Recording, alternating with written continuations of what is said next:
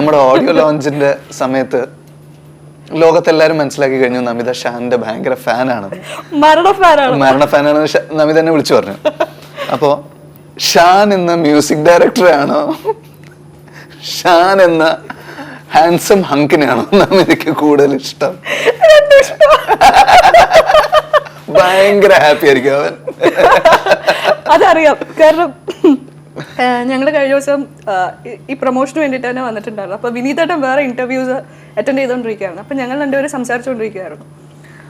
അത് കഴിഞ്ഞിട്ട് അതിന് മുമ്പുള്ള ഇന്റർവ്യൂസിനൊക്കെ ഞങ്ങളിങ്ങനെ പരസ്പരം പൊക്കിക്കൊണ്ടിരിക്കുകയായിരുന്നു. ഷാൻ ചേട്ടൻ ഇസ് വെരി ഗ്ലാമറസ്, അപ്പോൾ ഷാൻ ചേട്ടൻ Namitha Pramod is very glamorous.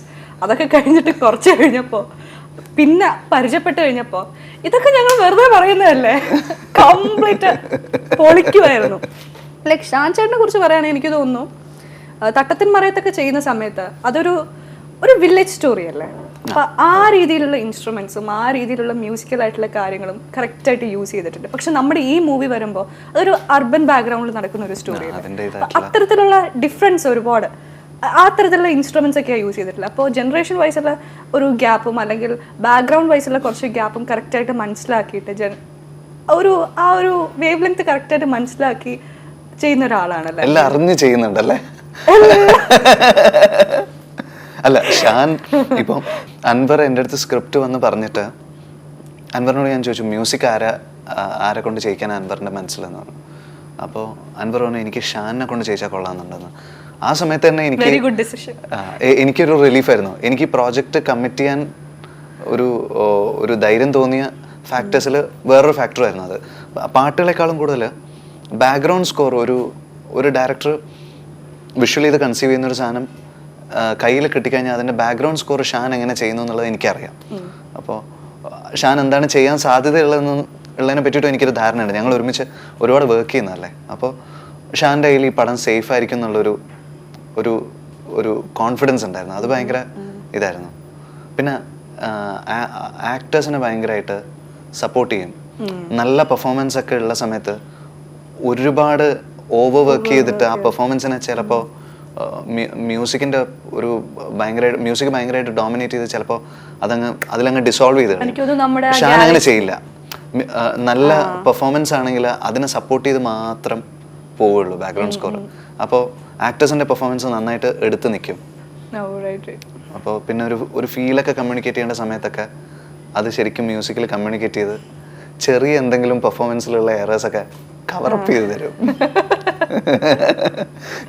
ഞാൻ ചില സമയത്ത് അഭിനയിക്കുമ്പോൾ നമിതയുടെ അടുത്ത് പറയല്ലേ അത് കുഴപ്പമില്ല ഷാൻ നോക്കിക്കോളൂ എന്ന് പറയില്ലേ. അത് ഈ തട്ടവും മലർവാടിയും തിരയൊക്കെ ഞങ്ങൾ വർക്ക് ചെയ്തിട്ടുണ്ട്. പല ആർട്ടിസ്റ്റിനെ നമുക്ക് മ്യൂസിക്കിന്റെ ഒരു ഫീൽഡ് കവറപ്പ് ചെയ്യാൻ പറ്റും, നന്നായിട്ട് തോന്നും. എനിക്ക് തോന്നുന്നു ഈ ഓർമ്മയുടെ മുഖത്തിന്റെ ഏറ്റവും വലിയ സ്പെഷ്യാലിറ്റി എന്ന് പറയുന്നത് നമ്മുടെ ഇതിലെ ക്യാമറ വർക്ക് തന്നെയാണല്ലേ. ജിത്തുവേട്ടനെ പോലെ ഒരാൾ അൻവറിന് കിട്ടിയത് അൻവറിന്റെ ഒരു ഭയങ്കര ഒരു ഭാഗ്യം തന്നെയാണെന്ന് എനിക്ക് തോന്നുന്നത്. കറക്റ്റായിട്ട് അൻവറിന് വേണ്ടത് എന്താ പറയുക വിഷ്വലിൽ കൊടുക്കാൻ വേണ്ടിയിട്ട് പുള്ളിയുടെ ഭാഗത്തു നിന്ന് പുള്ളി എടുക്കുന്ന എഫേർട്ട് നമ്മൾ കണ്ടിട്ടുണ്ടല്ലോ. ഇപ്പോൾ ഒരു പാട്ട് നമ്മൾ ഷൂട്ട് ചെയ്യുമ്പോൾ നമ്മളെപ്പോഴും പാട്ട് ഭയങ്കരമായിട്ട് എൻഹാൻസ് ചെയ്ത് വിഷ്വലി ഭയങ്കര പാട്ടാണല്ലോ ആളുകൾ ആദ്യം കാണുന്നത്. അപ്പോൾ അത് വിഷ്വലി ഭയങ്കര നന്നായിരിക്കണം എന്നുള്ള രീതിയിൽ സിനിമ കഥ പറഞ്ഞു പോവുകയും പാട്ട് അതിനൊരു എക്സ്ട്രാ തലം ഉണ്ടാവുമല്ലോ. ജിത്തുവേട്ടന് അതേ തലത്തിലാണ് മൊത്തം പടം ഷൂട്ട് ചെയ്യുന്നത്. ഈവൻ നമ്മുടെ ബ്രേക്കപ്പ് സീനൊക്കെ എടുക്കുന്ന സമയത്ത് അതിൻ്റെയൊക്കെ വിഷ്വൽസ് ആ സമയത്ത് കാണുമ്പോൾ തന്നെ ഒരു പാട്ട് ഷൂട്ട് ചെയ്യുന്നതിൻ്റെ അതേ കൊറിയോഗ്രാഫി ഇതിലുണ്ടായിരുന്നു. അപ്പോൾ ഷൂട്ട് ചെയ്തിട്ട് 2-3 ദിവസം കൊണ്ട് DI തീർത്ത് പോവുക അങ്ങനെയല്ലല്ലോ. നമ്മുടെ പോസ്റ്റ് പ്രൊഡക്ഷൻ നടക്കുന്ന ഫുൾ ടൈം ജിത്തുവേട്ടൻ അവിടെ ഉണ്ടായിരുന്നു. എന്നിട്ട് ഓരോ ദിവസവും ഇരുന്ന് ഗ്രേഡ് ചെയ്ത് അപ്പോൾ കളറിങ്ങിലൊക്കെ ഭയങ്കരമായിട്ട് ഇരുന്ന് ഒരു ഭയങ്കര സിൻസിയറായിട്ട് ഈ സിനിമയുടെ കൂടെ നിന്ന ആളായിട്ടാണ് എനിക്ക് ഫീൽ ചെയ്തത്. നമ്മൾ ഒരുമിച്ച് അഭിനയിച്ചുകൊണ്ടിരിക്കുമ്പോൾ എനിക്ക് എക്സ്ട്രാ ലൈറ്റ് ഒക്കെ ഉണ്ടായിരുന്നു നമിതയുടെ മുമ്പിൽ പിടിച്ചു നിൽക്കാൻ വേണ്ടിയിട്ട്. അന്ന് ഹീറോക്ക് കൊഞ്ചം ബൗൺസ് അധികமாக കൊടുക്കുന്നൊക്കെ പുള്ളിയുടെ അസോസിയേറ്റ് പറയുന്ന കേട്ടില്ലേ? കേട്ടു അല്ലേ? കേട്ടു. ഞാൻ വിചാരിച്ചു ഞാൻ മാത്രമേ കേട്ടുള്ളൂ. അതെ, അല്ല അവരുടെ ഹോൾ ഡിപ്പാർട്ട്മെന്റ് ഭയങ്കര എല്ലാവരും ഈവൻ നമ്മുടെ എല്ലാ സെക്ഷൻസും അതുപോലെ തന്നെയായിരുന്നു. നമ്മുടെ കോസ്റ്റ്യൂംസ് നമ്മളെ വൃത്തിയാക്കി കാണിച്ചത് നമ്മുടെ costume section, makeup section, Sameer ചേച്ചി, റോണക്സ് ചേട്ടൻ, വിനീതേട്ടനൊക്കെ എന്ത് വൃത്തിയായിരുന്നു. Thank you. വളരെ മോശമാണല്ലേ? അല്ലെങ്കിൽ അല്ല, ഞാനും പറഞ്ഞല്ലോ, നമ്മളൊക്കെ ഭയങ്കര ഡിഫറെന്റ് ആയിരുന്നു സ്ക്രീനിൽ കണ്ടപ്പോ, എല്ലാരും പറഞ്ഞു. അല്ല, അത് വെറുതെ നമ്മൾ തന്നെ പറഞ്ഞുകൊണ്ടിരുന്ന ആൾക്കാർ ചീത്ത വിളിക്കും. അല്ല, എന്നാലും നമ്മൾ നല്ലായിരുന്നു, കൊള്ളായിരുന്നല്ലേ, അത്രേ ഉള്ളൂ. എനിക്ക് തോന്നുന്നു വിനീതേട്ടൻ ഒരു ഫിലിം കഴിഞ്ഞിട്ട് ഒരുപാട് ഗ്യാപ്പ് കഴിഞ്ഞിട്ടാണ് അടുത്ത മൂവി ചെയ്യുന്നത്. ലൈക്ക് ഒരുപാട് പ്രൊഡ്യൂസേഴ്സ് ഉണ്ട്, ഒരുപാട് സ്ക്രിപ്റ്റ് റൈറ്റേഴ്സ് ഉണ്ട്, പക്ഷെ ഒരുപാട് ചൂസിയാണ് വിനീതേട്ടൻ. അതെന്തുകൊണ്ടാണ് വിനീതേട്ടൻ അങ്ങനെ? ലൈക്ക് നമുക്ക് പെട്ടെന്ന് ഇങ്ങനെ വിനീതേട്ടൻ, വിനീത് ശ്രീനിവാസൻ മൂവീസ് കാണാൻ പറ്റുന്നില്ല. ഇല്ല, അതിൻ്റെ ഒരു കാര്യം, എനിക്കങ്ങനെ ഒരുപാട് പ്രൊഡ്യൂസേഴ്സും ഒരുപാട് സ്ക്രിപ്റ്റും ഒന്നും ഇല്ല കേട്ടോ. നല്ല സ്ക്രിപ്റ്റ് വളരെ അപൂർവമായിട്ടാണ് കിട്ടുന്നത്. അപ്പോൾ ചുമ്മാ ബിൽഡപ്പിന് ചോദിച്ചതേ ഉള്ളൂ. കിടക്കട്ടല്ലേ? അല്ല, ഇതിൻ്റെ ഒരു കാര്യം നമിത, ഇപ്പോൾ ഒരു സിനിമ കഴിഞ്ഞു കഴിഞ്ഞാൽ ആ സിനിമയിൽ നിന്ന് നമ്മൾ ഭയങ്കര അറ്റാച്ച്ഡ് ആയിട്ടുള്ള ഒരു സിനിമ ഉണ്ടല്ലോ, അതിൽ നിന്ന് നമ്മൾ ഇറങ്ങി വരാനൊരു ടൈം വേണം നമുക്ക്. അത് റിലീസ് ചെയ്തൊരു 20-25 ഡേയ്സ് ഒക്കെ കഴിഞ്ഞ് ഓക്കെ, സിനിമയ്ക്ക് വേണ്ടി നമ്മൾ ചെയ്യാനുള്ളതൊക്കെ ഓൾമോസ്റ്റ് കഴിഞ്ഞു എന്ന് തീരുമാനിക്കുന്നത് തൊട്ടാണ് നമ്മൾ അടുത്ത സിനിമയുടെ ആലോചന തുടങ്ങുന്നത്. എനിക്ക് ആലോചന തൊട്ട് എഴുത്ത് വരെയുള്ള ഒരു പീരീഡ് ഉണ്ടല്ലോ, അതാണ് എനിക്ക് എപ്പോഴും ടൈം എടുക്കുന്നത്. ഇപ്പം ചില തോട്ട്സ് ഒക്കെ വന്നിട്ട് നമുക്ക് അപ്പം തന്നെ എഴുതാൻ തോന്നും. അപ്പം തന്നെ എഴുതിയാൽ അപ്പം തന്നെ അത് എഴുതിയൊരു സ്ക്രിപ്റ്റായിട്ട് മാറും. പക്ഷേ നമ്മളതൊന്ന് ആ ഐഡിയ നമ്മുടെ മനസ്സിലിങ്ങനെ കൊണ്ട് നടന്ന് അതിനെ പറ്റിയിട്ട് സ്വപ്നം കണ്ട് ഇങ്ങനെ നടക്കുമ്പോൾ നമ്മൾ ലൈഫിൽ ഡേ ടു ഡേ ലൈഫിൽ എക്സ്പീരിയൻസ് ചെയ്യുന്ന ചെറിയ ചെറിയ കാര്യങ്ങളൊക്കെ ഈ കഥയിലേക്ക് കോൺട്രിബ്യൂട്ട് ചെയ്യാൻ തുടങ്ങും. നമ്മൾ കാണുന്ന കാര്യങ്ങൾ ഒക്കെ. എന്റെ ഈശ്വര, എന്റെ അടുത്ത് ഇടയ്ക്കിടയ്ക്ക് ഓരോ കാര്യങ്ങളൊക്കെ ചോദിക്കാറില്ലേ, അതൊക്കെ ഇനി സിനിമയായിട്ട് വരുമോ? അല്ല, ഞാൻ നമിതയുടെ അടുത്ത് നിങ്ങളുടെ സ്കൂൾ ടൈമിലുള്ള കാര്യങ്ങളും ഒക്കെ കുറേ കാര്യങ്ങൾ ചോദിക്കുന്നത് എനിക്കെന്താന്ന് വെച്ച് കഴിഞ്ഞാൽ, ഞാൻ നിങ്ങളുടെ ഒരു ഏജ് കഴിഞ്ഞ് മുന്നോട്ട് പോയിട്ടുള്ള ആളാണ്. അപ്പൊ ഈ ജനറേഷനിലുള്ള പിള്ളേർ എന്തൊക്കെയാ ചെയ്യുന്നതെന്ന് അറിയാൻ വേണ്ടിയിട്ടാണ് ഞാൻ ഓരോ സമയത്ത് ഓരോ കാര്യങ്ങൾ ചോദിച്ചത്. അതൊക്കെ എൻ്റെ റിസർച്ചിന്റെ ഭാഗമാണ്. അപ്പോൾ കുറേ കാര്യങ്ങൾ നമിത പറഞ്ഞത് എനിക്ക് ഭയങ്കര ഇൻട്രസ്റ്റിംഗ് ആയിട്ട് തോന്നിയിരുന്നു. ഇപ്പം നിങ്ങളുടെ ക്യാമ്പസിൽ നടക്കുന്ന ഇപ്പോൾ ഉള്ള ആൺകുട്ടികളുടെയും പെൺകുട്ടികളുടെയും അങ്ങോട്ടും ഇങ്ങോട്ടുള്ള റിലേഷൻഷിപ്പ്, അത് അറിയേണ്ടത് ഭയങ്കര ആവശ്യമാണ്. കാരണം ഞാനൊക്കെ ക്യാമ്പസിൽ നിന്നൊക്കെ ഇറങ്ങിയിട്ട് കുറച്ച് നാൾ കഴിഞ്ഞു. ഇപ്പോൾ ഇനി ഇതാ പുതിയ വിനീതേട്ടൻ്റെ സ്ക്രിപ്റ്റിങ്ങോ ഡയറക്ഷനോ ഇനി പുതിയത് ഏതാ വരുന്നത്? ഇപ്പോൾ ഇമ്മീഡിയറ്റ് ഉള്ളത് ഞാൻ പ്രജിത്തേട്ടൻ്റെ ഫിലിം ജി പ്രജിത്ത്, അതെ ഇൻഡിപെൻഡന്റ് ആണ് പടം. നിവിനാണ് ലീഡ് റോൾ ചെയ്യുന്നത്.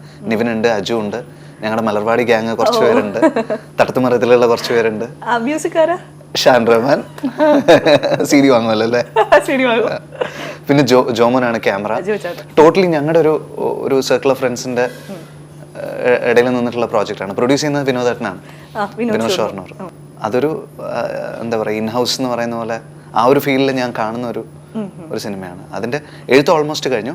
നവംബർ ലാസ്റ്റ് ഷൂട്ടിംഗ് തുടങ്ങാൻ പോകും. സ്വന്തം മൂവി ഡയറക്ഷൻ നെക്സ്റ്റ് ഇയർ ഒരു എൻഡിലൊക്കെ ആയിട്ട് അതിനെപ്പറ്റി ആലോചിക്കുന്നുള്ളൂ. അതിൻ്റെ ഇടയിൽ ഒരു 2 സിനിമയും കൂടെ ചിലപ്പോൾ ഞാൻ അഭിനയിക്കാൻ സാധ്യതയുണ്ട്. നേരത്തെ നടക്കേണ്ടതായിരുന്നു, പല കാരണങ്ങളും കൊണ്ട് ഇങ്ങനെ നീണ്ടു പോയിട്ട് ഇപ്പോൾ പ്രീതറിന്റെ കഴിഞ്ഞ ഉടനെ അത് രണ്ടും ഉണ്ടാവും. അങ്ങനെയല്ല, ഇടയ്ക്ക് ഇനി കുറെ കാലം ഉണ്ടാവില്ല, പേടിക്കണ്ട.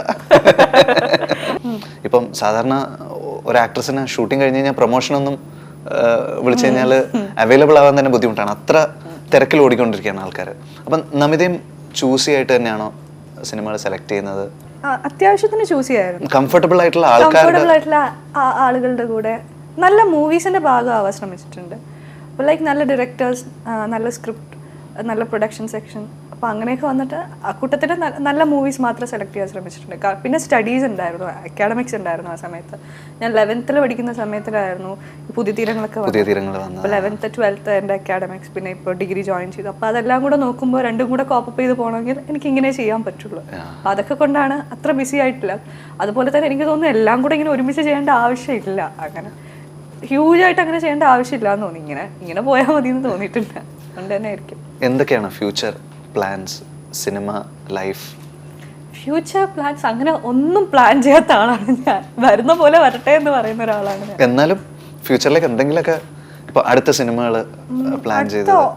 2-3 മൂവീസ് ഉണ്ട്. അതിൽ ഏതാ ഫസ്റ്റ് തുടങ്ങാന്ന് എനിക്കറിയില്ല.